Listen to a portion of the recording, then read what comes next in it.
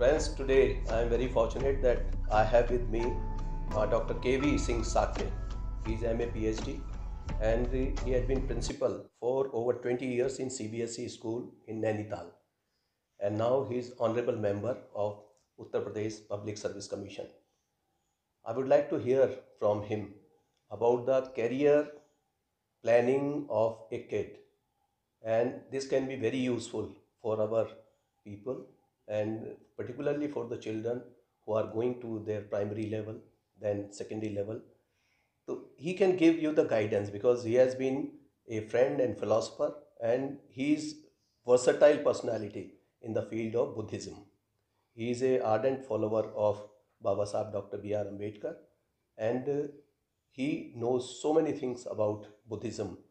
So now I will ask directly from him. Sir, thank you sir. बच्चे के लिए क्या इस तरह की आप गाइडेंस देंगे कि क्या होना चाहिए, किस तरीके से उनको अपना कैरियर प्लान करना चाहिए? Okay sir. As we know that each and every child is potential. So first of all, we should have faith that he can do. If we want to capitalize the potential of the students, we should give them full freedom and faith to imagine. Fact is that imagination is education. This is the best definition of education. That's why we should provide a platform to imagine the things. They should imagine and capitalize their potential in their ways. That's why I say that we do not teach a class, but we teach many classes in a class. So we should plan in such a way to lead the individual capacity by individual pedagogical approach. We should plan at home or at school on the basis of the potential of the learner, of the student. जैसा बच्चे में है, first we should recognize the talent of the student. Then we should realize that his potential in this area. After that, we should capitalize. There are three things: recognize, realize, and capitalize. These are the three most important areas. Problem is that in the school, we see that syllabus is prescribed, syllabus is uniform, timetable is uniform, pedagogical structure is uniform, question paper is uniform. But this question paper, this approach, this plan should be based on individual capacities. हर बच्चे के हिसाब से हम कुछ तो कर सकते हैं. There are 9 multiple intelligence. Without managing any formal test, we can recognize that he can do good in music, in games, in science and sports, in mathematical abilities, in interpersonal, in intrapersonal. तो 9 multiple intelligence के हिसाब से हम पहले पहचान ले बच्चे को, और ये काम प्राइमरी से बहुत अच्छा होता है. अगर हम क्लास 3rd से ये बात सोच लें और उसको जो फॉर्मल पढ़ाई स्कूल में हो रही है उसमें थोड़ा सा 10% उसकी हॉबी के हिसाब से देते हैं. आपने देखा होगा बच्चे थकते कब हैं? हम कब थकते हैं? जब हमारा मन और हमारा शरीर अलग अलग होता है. हम ऑफिस में बैठे हैं, काम शरीर तो यहाँ पर है, मन घर पे है, हम थक जाएंगे. जब हमारा मन और शरीर एक जगह होता है तो आपने देखा खिलाड़ी 4 घंटे मेहनत करता है, फ्रेश होके आता है. मजदूर 4 घंटे फावड़ा चलाता है, मुंह लटका के आता है. लेबर वही है, एटीट्यूड का डिफरेंस है. तो हम सब बच्चों की जो एरिया ऑफ इंटरेस्ट है उसके हिसाब से थोड़ा सा प्लान करके फिर हम क्लास 3rd स्टार्ट करें. नेक्स्ट स्टेप है, बहुत सिंपल फॉर्मूला है. Every student should ask fact, what is your problem? Act, do yourself. Tact, apply example sample, and then contact. So these are the 4 steps: fact, act, tact, and contact. This is very simple formula. He should know what are the facts which are not clear to him. Then he should try by himself or herself. This is called act. Finally, he should contact with the favorite teacher. If we plan in such a way, learning will be multiplied. There is no doubt. And after that last point, अगर हम बच्चों को बहुत अच्छा विकसित करना चाहते हैं तो कभी केवल एकेडमिक पे फोकस न करें. इसलिए न्यू एजुकेशन पॉलिसी कहती है कि education should be sustainable and it should be based on individual interest by providing quality education to all which is equitable and manageable. इतने अच्छे टर्म्स हैं तो क्वालिटी एजुकेशन टू ऑल, ये this quality education to all will be possible by choosing area of interest. And last point one more, कि बच्चे को जब हम ये हमारी एक समस्या क्या है, हम समझाते रहते हैं, हर पेरेंट्स और टीचर समझाते रहते हैं. हम ये कहते हैं बच्चे को समझाओ मत, बच्चे को समझो. बच्चे को जैसे ही हम समझाते हैं तो वो बोरिंग हो जाता है.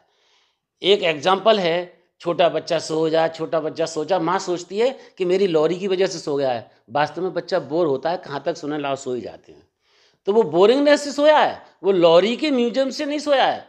तो हमने स्कूलों में और घरों में कुछ चीज़ें ऐसी बना रखी हैं कि वो हम सोचते हैं बच्चा पे लागू हो रही है, बच्चा अंदर अंदर उसको रिवेल करता है. तो जो चीज़ें वास्तव में गलत हैं, साइकोलॉजिकल नहीं है, उनको हमें बचना चाहिए.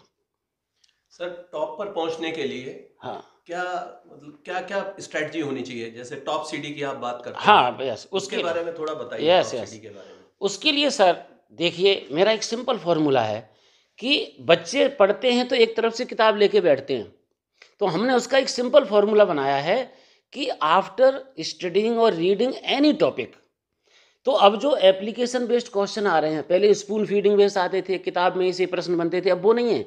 अब 80% अब जो नया है, knowledge, understanding, application, analysis, synthesis, evaluation. अब 8वां पॉइंट है creating knowledge through knowledge, new knowledge by present knowledge. इसके लिए एक प्रयोग होता है, कोई भी चैप्टर हमने पढ़ा तो हर बच्चे के मन में एक बात आती है कि इस पार्ट को पढ़ने के बाद what is your comment, what is your analysis, what is your reaction. तो कोई टॉपिक जैसे ही फिनिश हुआ, बच्चे से कहा कि आपके मन में कैसे भी प्रश्न आए उन्हें लिखो, प्रोबेबल क्वेश्चंस, प्रोबेबल आंसर्स. जिस दिन हम हर टॉपिक के बाद 5 प्रोबेबल क्वेश्चन बच्चे से बनवा रहे हैं, जैसा उसको लगा, हम कहते हैं Newton's 4 laws, Newton's laws of motion, वही चौथा कभी बनेगा कि नहीं बनेगा, ये 3 ही रहेगा. तो बच्चा सोचता है हाँ हो तो सकता है, मैं भी सोचूंगा. तो वो केवल वहाँ से इनर्शिया से स्टार्ट करके चौथे लॉ के बारे में सोचेगा, बनेगा कि नहीं बनेगा, हमने अभी तक सोचने का मौका नहीं दिया. तो हर टॉपिक के बाद 10 probable questions and probable answers.